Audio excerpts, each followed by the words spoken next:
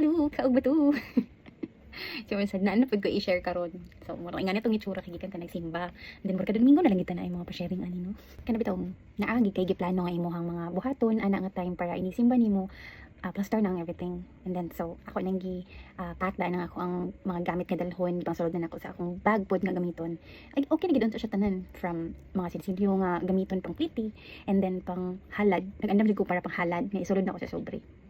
And then niabot man din tong parcel na nga ako ang i-order. Kikan kang atimay lang nga sa breho.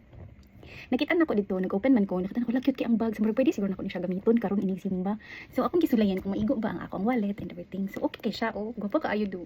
Ano niya, gisale lang niya for 150 pesos. So, atimay laha, ako naging advertising mong bag. Pinakapagmahay. Charet. Nagtagak akong alcohol weight sa. Okay.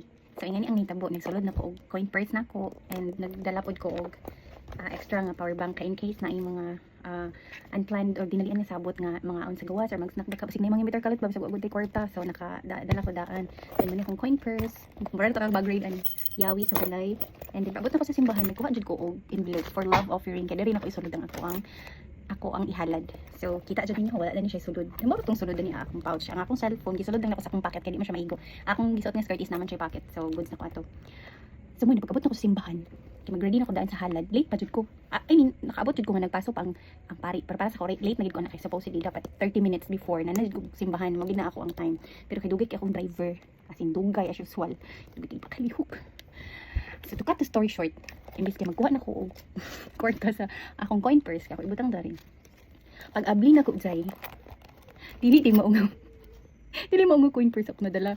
So ang ending, ang nadala rin ako ang card sa video, sa click card sa 7-Eleven din kaning loyalty card sa moton sa ni siya. May kaila. Dayon puro ra dayon sinsilyo din na ay 10 pesos ani jud nga coins. So ako gyud na ganina, Lord Jesus, unsa man nina ko pag uliun na. Kung ako ihalad ang ako ang plate, dili pud ko pwede nga wala ko ihalad kay murag ko basta pili na ko kay na ko makasasala kung wala ko ihalad. So ang ending ni gani na pag load. Imagine ha, pila na lang tong billing sa ako ang coins. Ako man gihalad ang akong 10 pesos. Oh, napagili ko nabili ng 15. So okay ra gyud gyapon ang tapang plate pero ako no nabasig na iman nga driver og 20 pesos kay na siya amo niya pas tagabi na manhil din sila mahal. So, may ganyan ako load, nakapanawag ako sa kong banang, magpapuko na lang ko kay pretty.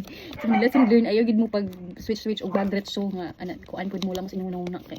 Basig magbakline lang pa ulit. So, mga ito, have a good one, bye!